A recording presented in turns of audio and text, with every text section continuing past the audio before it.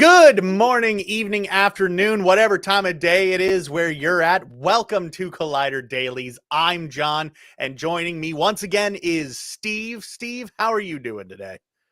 I'm doing good, and this was not meant to happen. I did not know one of my cats was in my office, so guess who's making an appearance on Dailies? I will say I was a little disappointed that we didn't get a cat cameo yesterday, but I'm happy to see it today. Yeah, he just woke up. Was in the closet, had no idea. So there we go. We might also, from your side, be getting audio cameos from Yeah, people working on your roof today. yeah. Today's just an interesting day, and knowing this cat, he is going to do something bad or cause some sort of ruckus um, during this interview. He's a troublemaker. But anyway, Well, that's the fun of having a pet, right? it's a fun of recording live. True. So today is a very Emmy filled day. Obviously last night were the Emmys, so we're going to be talking about it all day today, the winners, the losers. Okay, we probably won't talk about the losers as much, but all of the fancy schmancy weird globe shaped dude, whatever the statue is that was given out. We're going to be talking about all that. Can you tell that I don't really pay attention to the Emmys that much?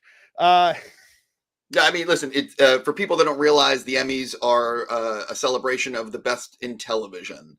Yes. And the biggest problem, I think, is that there is exceptional television right now airing on so many channels. And even if you have, like, I watch a lot of television, it's impossible to watch everything that's out there that's great. It's just, there's too much. Yeah. And there's the cat shaking your camera. Oh, Knew it was going to be something. Hopefully that's the worst that we get. Yeah. TV is, like I will say, I do not watch a lot of TV just simply because it is a big commitment for me to watch even an entire season of something. Like, it is a time sink that I just don't have the time for. But when I do watch a show, it usually it is usually something that I've either heard fantastic things about, or I'm already like in some way invested in some franchise or something. Like, I watched sure. Andor, I watched Echo recently, like all that sort of stuff.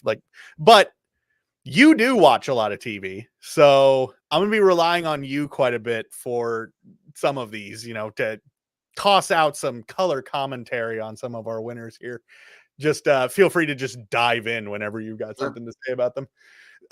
So let's go ahead and let's just dive right in with Outstanding Comedy Series, which went to The Bear. Feel like that wasn't really a surprise to anyone. Uh, Although there were some pretty heavy hitters who were also nominated: Abbott Elementary, Barry, Jury Duty, The Marvelous Miss Maisel, Only Murders in the Building, Ted Lasso, and Wednesday were all up for comedy series. I mean, The Bear was the one that I feel like everyone felt like was going to come out on top, but if somebody else had won there, it honestly wouldn't have shocked me too much. Outstanding Drama Series went to Succession. Now, you pointed out that Andor was actually nominated for this one, Yeah. and you had something nice to Well, say about that. I mean, look, the thing about Succession is that not only is it a incredible series in terms of the filmmaking, the acting, the writing, there's no weak link in that series. The other thing it has going for it is everybody watches it.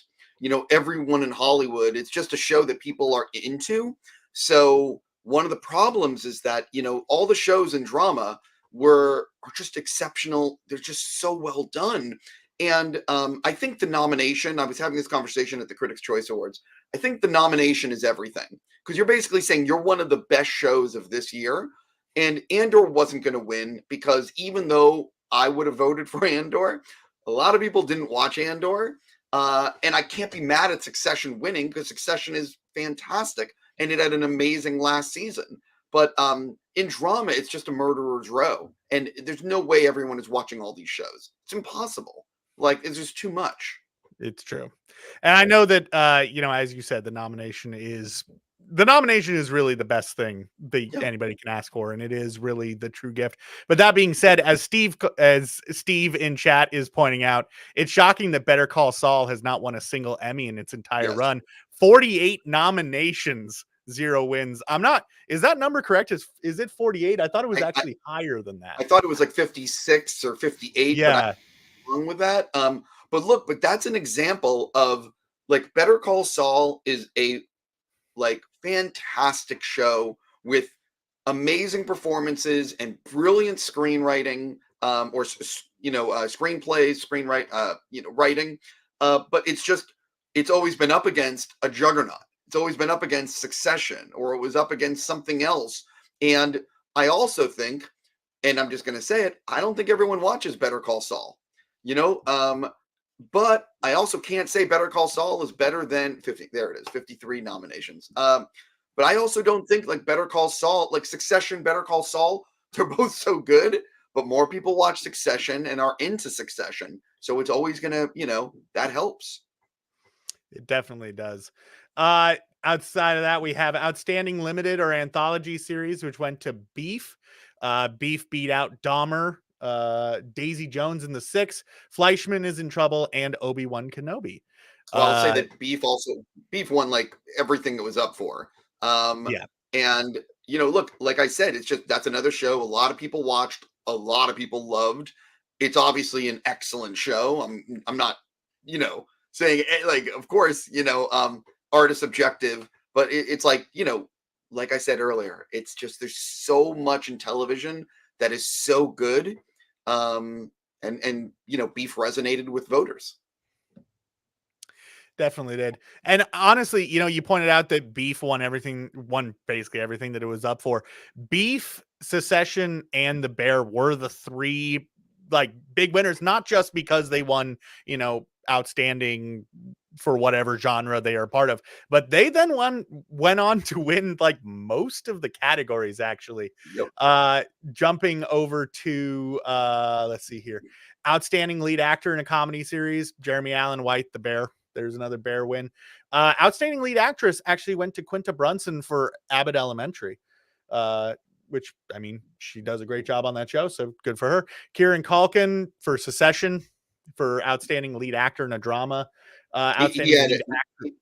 I was going to say, Kieran had a fantastic season. The writing for his character was everything. I could understand why he won. Yeah, it's just a great year. Outstanding lead actress in a drama series went to Sarah Snook for Secession. Snook, yep. Yeah, I think that's right. And then outstanding lead actor in a limited or anthology series, Stephen Yeun, Beef. Yep. Like, and it goes down the list from there. Outstanding lead actress, also in anthology series, was Ali Wong for Beef. Yeah. So those 3 just absolutely dominated the night. There were also quite a few other big winners. But you can continually go down the list. You just continue to see them. Supporting actor, was The Bear. Supporting actress was The Bear. Blah, blah, blah. It just goes down and down and down. And so many people from these shows walked away with their awards. And it was, they're a dominating presence. Yeah, I was just going to say the thing that if you watched the Emmys last night, or if you didn't watch the Emmys, the thing that you can take away from it is if you haven't seen Succession, you probably should. If you haven't watched The Bear or This Cat, you probably should. And if you haven't seen Beef, you probably should. Those are the 3 major things that you can learn from last night's show. But I actually want to take a pause real quick, if you don't mind. I sometimes these award shows are, let me use the right term here, terrible. Like we can look at the recent Golden Globes. That was just a train wreck. But the Emmys last night, I really enjoyed the show. I thought that the way they celebrated, I don't know if you saw the whole show, but they celebrated television history with recreating sets from very popular older shows, whether it be All in the Family or Martin, or they had the cast of It's Always Sunny, and they, made jokes about the fact that they've been on the air for 16 years and this is their first time invited to the Emmys. But they celebrated a lot. Carol Burnett gave out an award and came out. They really did a great job balancing celebrating television history while also championing, newer shows. It was just a great mix. And I did I'm sure some people didn't enjoy it, but the way Anthony Anderson's mom would play off people instead of music, I found humorous. And I really enjoyed John Oliver waiting to get called out by her. It was a good show. I really enjoyed the show last night. Which, I mean, when it comes to award shows, it seems like more often than not, the people who are actually putting on the shows forget that it's a show to a degree. They either go so far in one direction that it's, boring to watch, or they do the game awards where they go so far in the other direction where you're like, guys, you're not giving out any awards on the actual award show. This definitely did seem like it was a nice perfect balance of entertaining while also at the same time celebrating winners and, pushing out awards that you want to see. I Uh, think so I think the Oscars. The issue with the Oscars, of course, is the show goes like 17 hours. But I think the Oscars and other award shows can learn from what the Emmys did last night in the way that they recreated having casts come out and celebrating things from the past. I think with the Oscars, you could have films this year that are the 40th anniversary. People come out and whether it be Purple Rain or whatever it may be. Having people present an award, and I don't know. I just think it was really well done. yeah, I saw on Twitter that the cast of Ally McBeal like all got together and were on stage at one point. Like that's that's the kind of thing that you don't usually see at award shows. You don't see celebrations of like older like past properties that aren't like these monumentous things, like things Yeah, that were important at the time but aren't, major iconic cultural that, touchstones, don't but usually that's get what I'm. celebrated. That's what I'm trying to say. It was the 75th Emmys, and they looked to the past, and again, it was just like if you can watch the show, I think you'd enjoy it. It was good. It definitely was. And there were a lot of great moments at the Emmys. The one that particularly jumped out at me that I do want to talk about is we got an EGOT winner last Yep. night. Someone finally joined the ranks. It's been a couple of years since we had another inductee, and that was Elton John. Elton John is now a member of the EGOT club. If you don't know what EGOTing is, it is winning 4 separate awards from 4 different uh mediums, I guess. They're all entertainment, and that is the Emmy, Grammy, Oscar, and Tony. And so Elton John won yesterday for Elton John Live for Well from Dodger Stadium, which was Outstanding Variety Special, live in Okay. parentheses.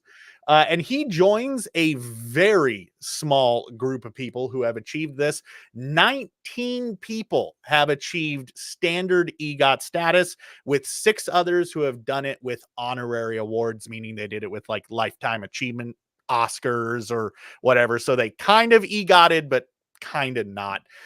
Some people who are like noteworthy who are also EGOT winners: Richard Rodgers, Audrey Hepburn was an EGOT, Mel Brooks, Whoopi Goldberg, Robert Lopez. Robert Lopez is an interesting one.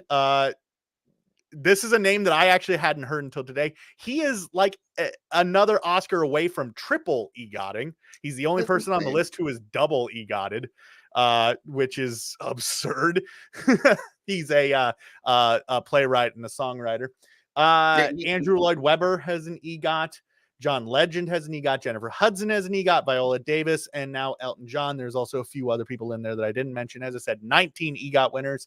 Of your non-competitive EGOT winners, we got people such as Barbara Streisand, who doesn't have a regular Tony. She has a special Tony Award. Liza Minnelli has a Grammy Legend Award, so not a typical Grammy there. And James Earl Jones has a Lifetime Achievement Oscar. So there's very, very, very small amount of people who have managed to do this. And there's a lot of people who are very close, but not quite there. So it's always exciting when we see somebody who actually finally gets to get over there and gets to claim that title. Yeah, I was a little disappointed because they said last night on the broadcast that Elton had knee surgery or something recently, or a knee operation, so he couldn't be there. I would have loved to have seen his speech, getting the EGOT, but hopefully he'll post something on Instagram or social media. But look, Elton John is a talented mofo. You know, he is, you know, has sung some of the songs of my life. You know, whether it be from movies or, you know, his music. You Yeah. know, I think he is well deserving. I feel like everybody probably has, even if they aren't the biggest Elton John fan, there's probably at least one Elton John song that Yep. resonates with them on some level. Uh, you know, for me, that's Rocket Man, just because I'm basic. But you know, Yeah, I don't have a favorite Elton song, but I mean, listen, he's put out some incredible songs, and I also think about his contributions to some Disney animated films. oh yeah, he did some fantastic work on a lot of, and honestly, that's where I first heard him. So yeah, of course, I got to show him some love. And that is all that we have on today's episode of Collider Dailies. As I said, very Emmy filled. We only did 2 topics because we just knew that we were going to get caught up talking about awards and everything of that nature. So that's what we got for you today. We will have more for you tomorrow. So you should be sure to tune back in at the same time and place. Steve, got anything exciting coming down the pipeline? Anything worth talking about? Yes, I will reveal that we are doing a IMAX thing in New York City because now it's pretty much locked, and I don't know when we're announcing it, but it's in the not so distant future. Limited tickets, and some cool people are doing the Q&A. So for the people that are, you know, watching this right now, it's going to be before the end of the month. I love it when you're like at that point where you can be like, something's happening. I can't tell you what's happening, but something's happening. That like weird, vague spot where it's like, I can't give you details, but Well, like, the get problem is excited. we're still locking which cast is going to be there, so I can't actually say because I'm not sure. But I know that it's going to be a good night. I'm confident. Well, you should definitely pay attention to collider.com and, of course, Steve's socials, Collider Frosty. Get over there, check that out because he will post as soon as he can, and you'll be able to get the information. And if you're in New York or the New York area, you can go and check that out. There's also almost pretty much weekly, there's some sort of screening going on, it seems like. Pretty close to weekly. We do a lot. We Yeah. do a lot. So if you're in like the LA area, there's most often a lot of screenings there. So, you can check out a lot of screenings with Frosty, as it were. Do you have like a series? Do you have a name for the screenings? Or is it just It's just Collider like screening? Collider screening series or Mm, Collider screenings. I don't actually know. I think movies with Frosty kind of like has a ring to it. I like having Collider in it. It makes sense. I'm just trying to Yeah. So keep that in the limelight. get over and check all that information out on collider.com. You can also get over to collider.com to check out all the latest news and information. We like to keep you people up to date and well informed, and we know that you like being well informed, so get over there and read some articles and check it all out. And that is all that we have for us today, so thank you very much. I hope you have a wonderful rest of your day, and I'll see you next time.